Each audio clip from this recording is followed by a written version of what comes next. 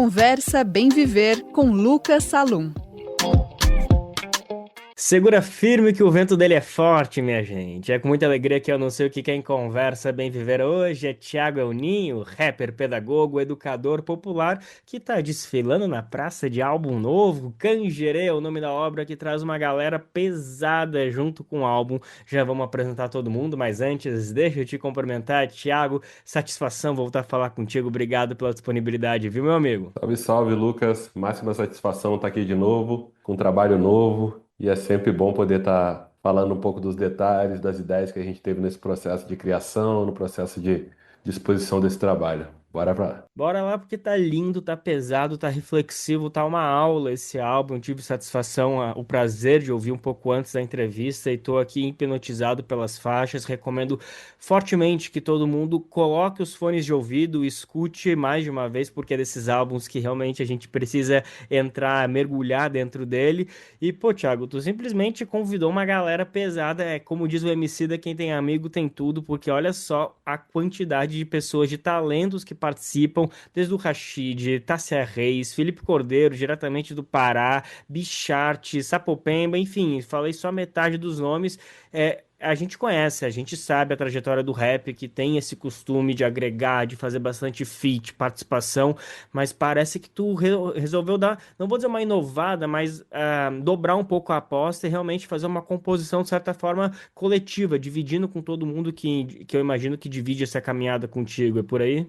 Cara, esse disco, ele tem um pouco de durante o meu processo, minha carreira, nem sempre as coisas foram muito fáceis. E você nem sempre sabe quando você vai ter condição de fazer um outro disco e tal, quantas coisas vão estar propícias a fazer outro disco. Então, quando eu comecei a fazer esse, eu tratei ele realmente como se ele fosse meu último, sabe? Não com a intenção de que ele seja o último, mas eu falei, cara, eu vou realizar o sonho de fazer músicas com as pessoas que eu gosto, que eu ainda não fiz, e que façam sentido pro conceito que eu tenho agora para essa obra. Cangerê é uma palavra que significa o encontro de quem faz magia, o encontro de quem faz feitiço. E eu quis reunir pessoas que eu me sinto enfeitiçado pela música que eles fazem. Então, quando eu pensei nesse encontro, nesse atravessamento de pessoas que fazem magia com a música, eu pensei também que no rap, quando você chega aos 30 anos, você, para uma galera, você já tá velho, sabe? Então tem uma coisa muito maluca sobre etarismo no rap. Tem uma coisa sobre o rap não se relacionar muito com os mais velhos, e essa relação se dá muito através do sample. Mas só que o sample para mim não era o suficiente. Eu queria realmente estar fazendo música com essas pessoas de gerações anteriores e de pessoas com gerações posteriores à minha, que eu sinto na presença delas que elas são mais velhas às vezes do que essas pessoas que literalmente têm mais idade, mas que são super joviais, que nem o Sapopemba que está participando do disco. Então eu falei, cara, vai ser um canjerê onde eu vou fazer esse encontro geracional de pessoas que eu acho que fazem magia com a música. E isso foi para outro patamar quando a gente tem, por exemplo, o Marco Ribas no disco, sabe? Que é um mais velho que já não está mais com a gente em carne, mas é alguém que eu tive um breve contato em vida e que era muito jovial, sabe? E ao mesmo tempo era um orixá, um mais velho de uma sabedoria muito bonita. Então eu quis reunir todas essas pessoas que eu sonhava, que eu tinha vontade, que eu acredito e que fazia sentido estarem dentro de um canjerê, dentro do encontro de quem faz magia. Caramba, Thiago, que forte tudo isso. Eu quero falar um pouquinho sobre essa espiritualidade que o álbum traz. São diversas referências, tanto a Candomblé, Ubanda, Jurema, enfim, tem bastante coisa ali que a gente consegue sacar. Que eu tive a ajuda da tua assessoria também para ir sacando um pouquinho, mas eu tenho certeza que quem é um pouco mais ligado e escutar com atenção vai conseguir pegar todas as referências.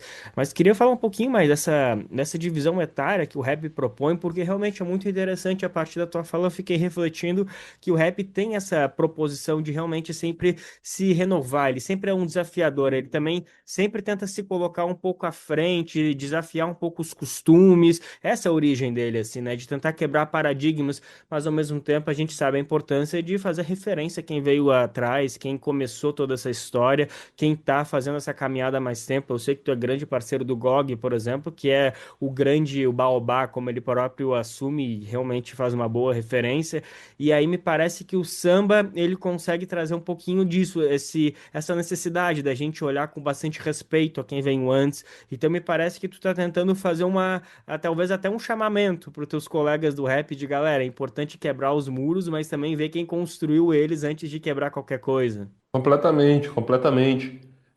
Não se dá satisfeito com o discurso que a gente tem, que eu acho muito válido, de que a gente revive carreiras, que a gente traz à tona carreiras que estavam, não digo esquecidas, mas talvez um pouco silenciadas por causa do processo do tempo, da relação com o mercado, de dar mais atenção ao que é jovem, ao que é fresco, né?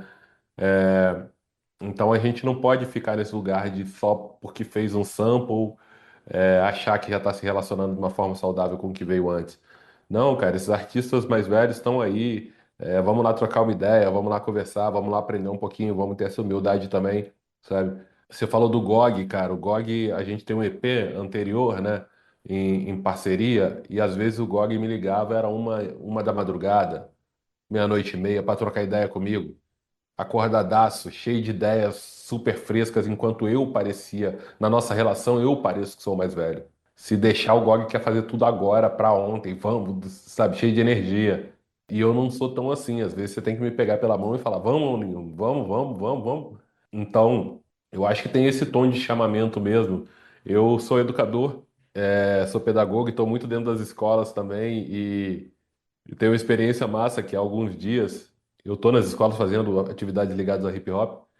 Eu tava subindo a minha rua aqui e vieram dois meninos e um desses meninos quando passou por mim falou assim: "E aí, beleza, Alninho? Beleza? Tá tudo legal? Tá tudo massa?" Eu olhei pra ele e falei: "Tá tudo massa." E o outro perguntou assim: "Quem que é ele? Quem que é esse aí?" Aí o menino respondeu: "Esse aí é um coroa que vai lá na escola falar de hip hop." E aí eu fiquei pensando, cara, eu tenho 40 anos, mas para mim coroa era quem tinha 50, sabe?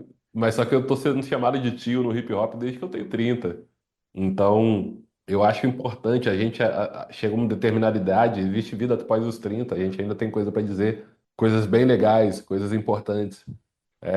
Coisas que, e às vezes no sentido, né, do conteúdo, às vezes a gente não tá ali com a gíria conectada ao que tá na internet, com a gíria conectada ao que tá rolando, mas a gente tá aí, tá forte, tá vivo. Não, isso que tu está trazendo é interessante, porque realmente a gente estava falando um pouquinho desse contexto do rap, que eu acho que sem dúvida tem uma pressão maior etária, como a gente estava comentando, por conta da raiz mesmo, mas realmente é um paradigma da sociedade como um todo, da gente estar envelhecendo demais as pessoas, ou se sentindo velho, ou se sentindo inútil.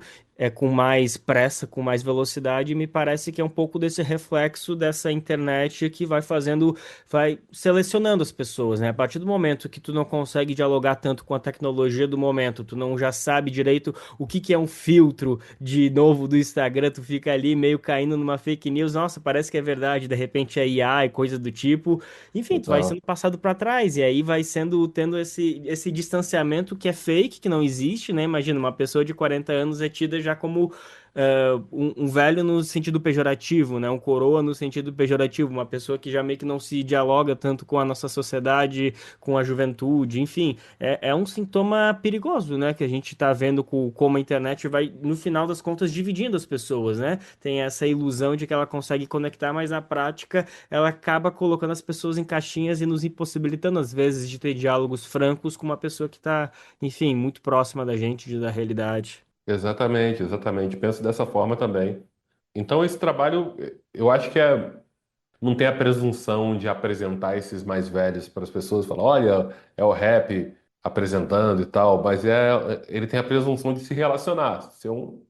Eu tenho falado muito que às vezes eu vejo os caras falando, pô, eu fiz um disco para você escutar assim, para você escutar assado, coloca um fone de ouvido para perceber os detalhes, ouça inteiro, vai fazer sentido só se você ouvir assim, assado. Eu sou um pouco meio distante assim dessa ideia de projetar para as pessoas como deve ser a experiência dela. Mas uma coisa que eu intencionei é que fosse um disco de conforto, um disco simples, um disco que você pudesse escutar arrumando uma casa, um disco que você pudesse tá andando na rua e ouvindo, colocando no teu carro, ou às vezes ouvindo no metrô, e que ele fosse como a vida acontece, fluida. E nessa vida fluida, você em algum momento vai estar trocando ideia com o mais velho, você vai estar trocando ideia com o teu avô, com o coroa que mora na tua rua, com o pai de um amigo, com o avô de um amigo que você vai visitar. Então eu queria que esse disco tivesse esse tipo de experiência. Até mesmo porque ele fala desse lugar de fé, da fé e do que a gente capta no terreiro, mas depois ele pensa em como a gente vai estar levando o que a gente aprende ali, o que a gente absorve ali para o nosso cotidiano. E o nosso cotidiano está cheio de pessoas da terceira idade, ou como dizem, da melhor idade, né? Né? Então, e cheio de jovens também, cheio de jovens. Às vezes, muitas vezes, você encontra jovens falando muita coisa importante, jovens muito mais jovens falando muita besteira, e a gente encontra muito velho também falando muita besteira. Então a gente tem que desmistificar também esse lugar do sagrado do velho, não é só porque você quer mais velho seu também, que é uma pessoa interessante. Mas esse dia está cheio de gente interessante. Cara, isso aí é um lugar perigoso que tu entrou, que eu concordo bastante, que eu acho que realmente precisa ter bastante cuidado para falar, mas a gente não pode tornar como tabu, né, de discutir, enfim. Um pouco dessa questão de lugar de fala, assim, de certa forma entra um pouco nesse debate.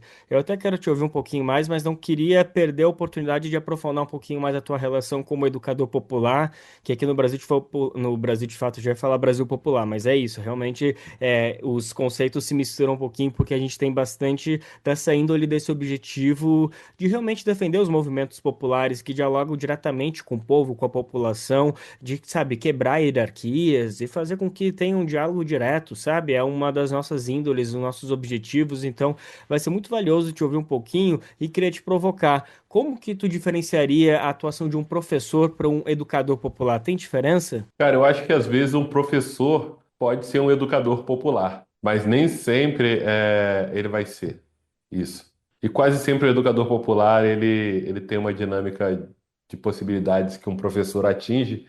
E quando a gente fala de professor, a gente não está falando só ali do currículo escolar, né? A gente está falando da possibilidade de transmitir conhecimento ali, de ter essa intencionalidade. Eu acho que o professor é quem tem a intencionalidade de transmitir algum tipo de saber.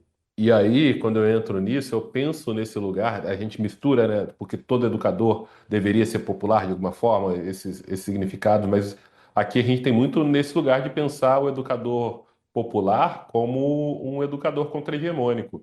E é dessa forma que eu assisto alguns professores. Alguns professores estão dentro da escola ali, entendendo aquele currículo ali. Eu acho que o maior problema da escola talvez seja o currículo. E ele está entendendo aquele currículo ali como algo não positivo para a formação daquele cidadão, para a formação daquele indivíduo, para a formação daquele ser humano. E ele está ali lutando, está ali tensionando dentro daquela estrutura que ele está para conseguir, entre as frestas daquilo que colocam como obrigatório, ele conseguir incluir coisas que ele entende como edificante, como ele entende como possibilidades de construção melhores para aquele indivíduo que ele está se relacionando dentro da escola, que ele está transmitindo o conhecimento dele. Eu gostei dessa. Um educador popular é um professor contra-hegemônico, um professor aí que não, que um pouco rebelde, né, com esse espírito rebelde por aí. Isso, é o cara que. E esse lugar do educador também, cara, que eu falo que nem sempre o educador é um professor também, porque às vezes você vai encontrar com uma pessoa e vai bater um papo dentro de um ônibus e aquela pessoa vai te educar tanto, sabe? Os educadores, eles podem estar de diferentes lugares, sabe? Agora, professor é professor. Professor, ele está lá na instituição de ensino. É isso aqui eu tô te falando tudo, construindo agora na minha cabeça, é um freestyle. Não, pronto, mas é a Mas, proposta. Mas acho mas que eu penso muito no educador. O educador eu acho ele mais dinâmico, né?